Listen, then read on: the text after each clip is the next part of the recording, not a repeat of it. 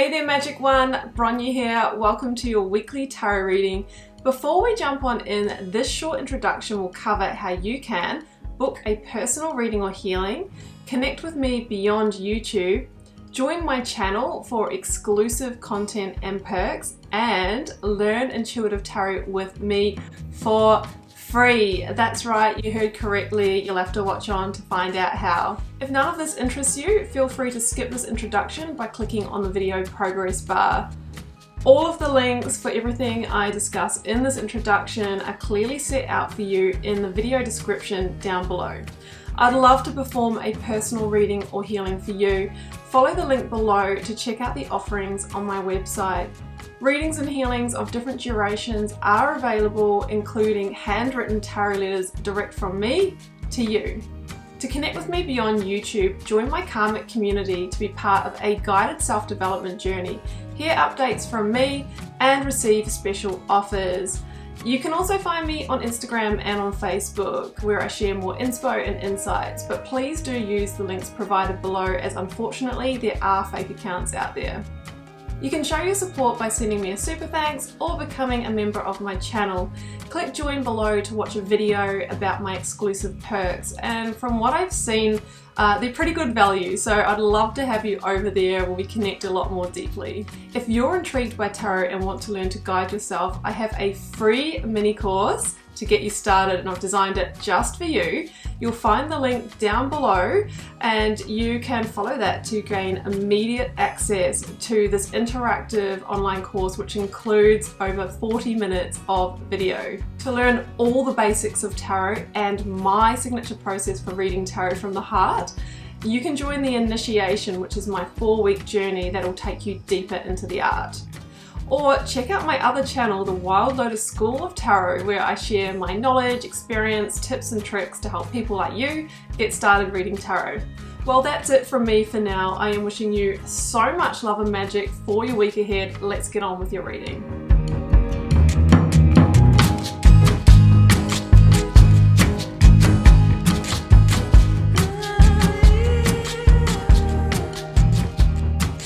Gemini, welcome to your tarot reading for September 5th to the 11th. Let's see what may be on the cards for you. I've got the 9 card block here, Gemini, 3 recent past, 3 focus energy, 3 future outcome, oracles, a lead tarot energy, and I've turned over the bottom of the deck for you. Gemini, you have a lot of major arcana here. In fact, I pulled 3 from 3 here for the focus energy, and I also have the Hierophant and Temperance here as well. So you've got 5 major arcana. Generally, the more major arcana, the more significant what you are going through is, and of course that Wheel of Fortune sits at the heart of the reading. So we are looking at very profound and life-changing shifts this week. So we'll get to that. The first oracle out, Gemini, was Soul Family. It says, call in your tribe. You don't have to do it alone. So you are going through a really big chapter shift or sliding doors moment, and it's saying, you know what? There are people around you that can help you. Just make sure you reach out to them. It feels like, you know, it might be your soul family you're needing to reach out to, which can be different from our biological family. They're the people that really get us at a heart level. Work through your fears. New moon in Scorpio. So there could be, you know, a lot of fears that are arising around, you know, the unknown and what's coming next and what's down the track for you here, Gemini. Just know that that is all very normal, natural, and part of the process. Now, I wanted to get to your lead tarot energy because I feel like this is really the most significant card in the reading. It's the World, okay? It's called the Universe in this deck here, and it also appears in your reading, which just basically amplifies this even more, Gemini. And this is the very last major arcana that says that you are closing out or about to close out a very significant situation in your life.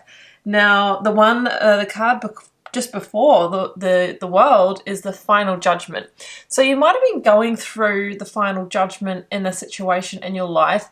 I've got the Hierophant here, so it could be that you might be considering leaving a marriage, leaving a job, a traditional job, or a course of study. The Hierophant really is about those big kind of systems and structures in our lives. Now, if you were moving through the Final Judgment, it would feel like the situation has maybe gotten to the point where it's holding you back in some way.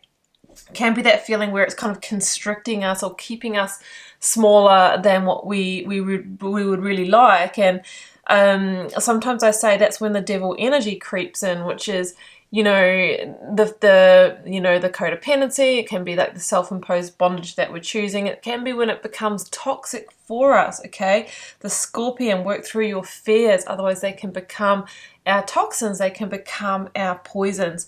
So the final judgment asks us to really make a final decision. It's the last call on this situation. Now, I always say you have the choice to go around for another cycle, but know, Gemini, that you will generally get more of what you've already kind of gotten, okay, without the primary transformation or change on both parties' parts. Or you can move it across to the world energy, which is accepting that everything has a beginning, middle, and end, and sometimes it is just time to close doors. Now, with the world appearing twice here in the reading, Gemini, I think you're being encouraged to actually, accept that, this is maybe played out to its full extent, okay? So that is the universe energy, and it is actually a card of major victory, because it's like you've learnt the karmic lessons here and you're now ready to step into your new cycle. So the Queen of Cups is here. It's a card of Cancer, and this could be somebody that you're getting advice from. It could be part of your soul family. She could be a mother figure. She can be a real nurturer. She may be somebody that you are seeking some kind of therapy from, even a tarot reader or a dear friend. She's someone that's involved in this situation. If she's not a Cancer, she's somebody that really has that deep emotional understanding and is helping you figure out the situation from a place of intuition and heart. So it feels like you can trust her guidance here. So let's jump into the block, Gemini. I've got the Two of Swords, Hierophant, Knight of Wands here at the beginning of the reading. And the Two of Swords says you're at the crossroads at the moment. And I think that you're trying to make a really important decision here, Gemini, about whether or not to close the cycle, one that is a traditional cycle, the Hierophant. I'll go through the signs that I have here. As I mentioned, I've got Cancer with the Queen of Cups, Taurus with the Hierophant, Sagittarius with the Knight of Wands, Aquarius with the Star, Sagittarius again with Temperance. So you may or may not be dealing with one of those signs. So you're at the crossroads and you're trying to make a decision around leaving this situation that, you know why it's so hard? Because I think that you're really committed to this. That Hierophant energy, it could be something like you said those marriage vows, you signed that employment contract, you invested in this education. Whatever it is, I feel like you are heavily invested in this situation. And we always go into these situations, hoping that it will be for life, right? That it will be permanent. But, if we come back to, some of those Buddhist laws where they say that everything is impermanent, okay? Really there is always endings that come through in our lives. And it feels like this is one of those times where we are looking at an ending. So with the Two of Swords, we're really encouraged to make our decisions from a place of fact and logic, okay, the energy of the sword, plus our heart and intuition, but not from a really emotional place. Otherwise, we can make decisions based on the needs of others or from our triggers. And I think that's where the Queen of Cups comes in. She's your sense check. She's helping you remain emotionally grounded through the situation. So the Knight of Wands, the Knight of Wands is this energy of moving forward to the new frontier. So it feels like you are being encouraged to move on, to move ahead. There could even be, another person who has entered the situation here. Sometimes the Knight of Wands can be somebody who shows up very quickly and unexpectedly in your life that kind of changes the game in some way, or, is the catalyst for change as well.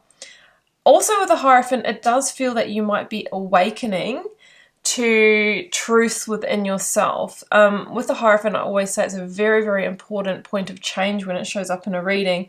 Up until now, you might have been happy in this situation, or up until recently, but it feels like you are going through some more deeper spiritual shifts and changes, Gemini. And when we go through levels of awakening, often, things are not in alignment anymore after that point, and lovingly we need to release them because we're stepping into new versions of ourselves, and that is absolutely okay. In fact, it's what we're here to do, to grow and evolve and expand. And during that process we will need to let go of things that are resonating at that old frequency so that we can embrace the new.